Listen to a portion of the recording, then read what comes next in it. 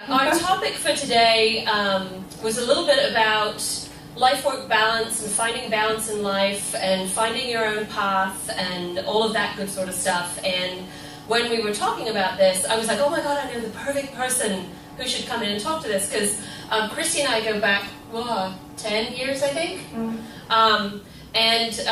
This is how I describe Christy to a lot of my friends, is I say, Christy was this uber mega high-powered executive who always came to the office completely put together, and I was completely jealous. And she was on this really hardcore career track.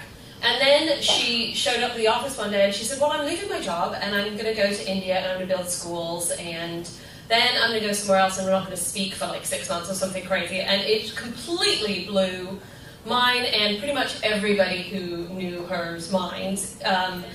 We all expected her to come back and be super fabulous, corporate, awesome executive Christy Foley again, and she had completely transformed herself. And I think she's got an amazing story to tell that I hope she's going to tell all of you today about what is balance, what is life, and what does success look like, and how you can create your own path. So I'm going to hand it over to you. So I'm really happy to be here today, so thank you, and it's fun to share stories with people. So she's right for me. I was, I guess, living the life, as a lot of people would call it. I had a fantastic job. I loved where I worked. I loved the team I worked with. I had a great boyfriend. I just bought a house in the city. And I remember coming home one night, and I think I was out to dinner or something, and it was this really still night in the city, and I was out on my deck, and I just kind of was looking up, and I'm like, really? Like, now what? I mean, what else? I mean, I could have a kid, but what else? I think I've kind of done it, and I still don't feel accomplished or fulfilled, or there's just this void of, there's got to be more than what I'm doing here. And it's not that anything was bad. So I think that was the start for me, and I don't know where that came from, but I'm so grateful for that moment. In retrospect, I realize now I was living the expectations and the definition of success of other people, of society, of Us Magazine, of my boss, of the school I went to, of my parents, and all of these things that tell us, like, if you have this, it's success. And I never really stopped and said, well, God, what the hell do I want to do in life? It was so ingrained in me what was important, and having the office that was a certain size and getting the CMO title. And so the reality was, I was walking out of my office every day, and I would get through those glass doors and take the biggest breath I could take of fresh air. And it was just trying to get rid of this basketball that was in my throat of, I think anxiety and just stress of trying to keep up and pretending like I knew everything when I really didn't know a ton. I didn't even know what I wanted as the most basic needs of my life. When you're in a rut, when you have this fear of moving forward, change your state. And so for me, I had to get really radical with that, and I picked up and I quit my job. I rented my house out for a year, which turned into 18 months. Put everything in storage and had a bag, and ended my relationship and decided to go for 4 months to Europe.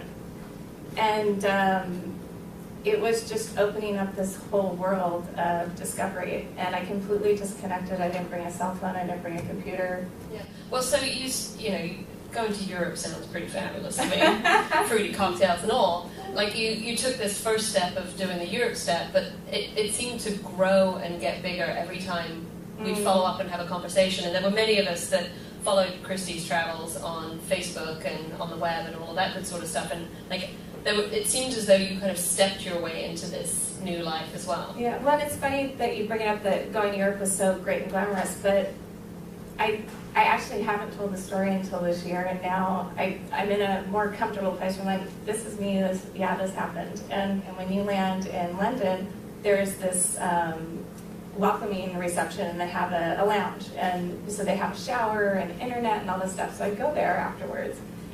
And I was in there for 4 hours because I was so scared to leave.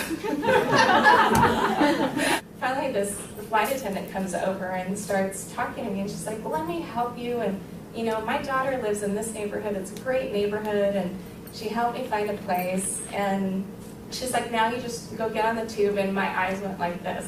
So up until then, public transportation for me was a taxi. I'd never even taken BART here, and I've lived here for 10 years.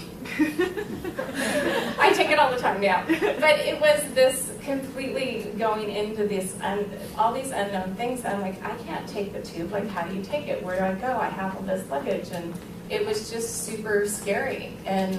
But this woman was, you know, kind enough and just kind of, you can do it, here's how you do it. And it was taking that step. So, you know, this first trip, it sounds like it was glamorous, but there were so many experiences like that, that every little experience was testing me in my life. And, you know, and I relate that to any part of life. I mean, whether you're going into a new business project and it's like, oh God, I didn't do this, but I need to act like I know what I'm doing. And I think one of the discoveries out of this has been that it's okay to not know and to admit you don't know, but you'll find out and you'll discover it. I mean, think of all the new discoveries that have come. Pandora, like somebody thought that up and created something new that we didn't have in this world.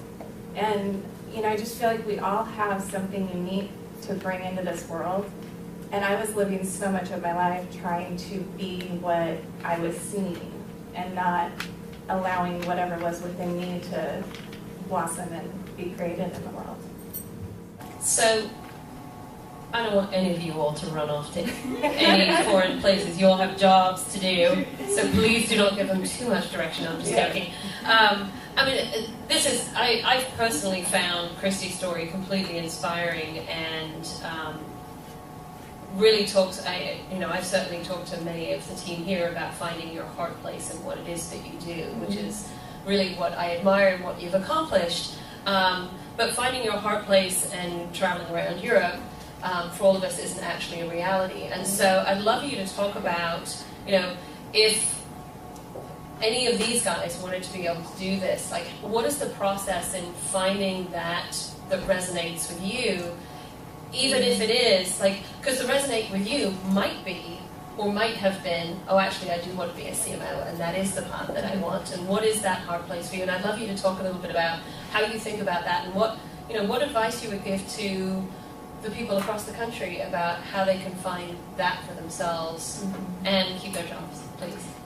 And to the point of keeping your job, so I still do a lot of the work I used to do, but in a different way. So I don't know if there's any gluten-free people out there, but there's a company called Mary's Cotton Crackers, and somebody loves them. And but sustainable, conscious company that's doing amazing work, and so they're a company I'm working with. And so I still do my work, but I wanted to find something that I was personally more passionate about, and that was one of the discoveries. But doing this, you don't need to travel around the world or even leave your office. It's noticing, when does your energy go up, and when are you excited about something, and when do you feel that within you of like, oh yeah, you just want to take a bite out of it, and when are you not in that zone, and just notice the qualities of what you're doing and how do those translate to where you can do where your energy goes up more often, because it's what you're passionate about, it's what you're good at, and it's your true nature. A lot of people, they do really well at something, and so they get promoted, and then they're supposed to manage people. And they're not necessarily people, but they get put in that job because it's the next step. So I think for managers too, it's really seeing what is this individual really good at, and how can they be the best contributor and help them grow in that way. Additionally, a big one for me has been the people in my life and being supported in being my authentic self. So, how do you? I want to dig into that a little bit more, and really the how do you do that? Because there is not a person at Pandora who isn't going a million miles an hour at the moment. We are incredibly lucky to be working in a company that we're all immensely passionate about and is growing enormously, and so the pace is all systems go, kind of 24/7. And I know you and I have talked about this because I've come and sat on your doorstep and gone, oh my God, what do I do? How did you take the time to take the time? For me, it's yoga and meditation. And before I had done any of this, yoga, if someone said yoga to me, it's Bikram yoga down the street with all the sweaty people barely wearing clothes. And but along my journeys, I met somebody who introduced me to a yoga master from India and took a program with him. And I could see changes in my life, and big one, sleep. All of a sudden, I'd hit the pill and I'd be out. And getting up out of bed earlier, which those were two really big things for me, is I never wanted to get out of bed and I couldn't go to sleep. I was constantly, thinking about everything that I had to get done in the day. So developing a practice, whether it's a 5-minute practice or a 20-minute practice or whatever it is, it has been key for me. Incorporating that into my life, when we talk about we don't have time, I can't even do what I do in the day. There's always time. It's just prioritizing, and I mean, we all brush our teeth, right? And we all make sure we get dressed, we all make sure we walk our dog if we have a dog. Like, there's certain things that are just musts. And for me, over time, I've seen the benefits of this in my life, and there's no negotiating in it anymore. I mean, in your office, you could have, we're doing this right now, so what if you had here once a week or every day, you had a 5-minute or 15-minute session where you all came in here, or whoever wanted to, and just take 15 minutes. 15 minutes would do you wonders, and you would be even more, my experience has been more productive in the day and in my life in general, where, I mean, do you ever feel like you want to just walk out of the office and you take a deep breath and you're like, oh, wow. And I was like that every day leaving my office. And so if I'm traveling, if I'm with people and I can't find the time to do that, I at least find, before I came here, I sat in my car for 5 minutes. And it's just that grounding, connecting back into yourself, connecting into your breath, and being from that grounded place. And I think when we operate from that, life can still be fast, but we're kind of more steady in that fast pace. I don't have a work life, I don't have a personal life. This is life. And I can show up completely authentic as myself in every situation. And it's just a more profound way for me of living.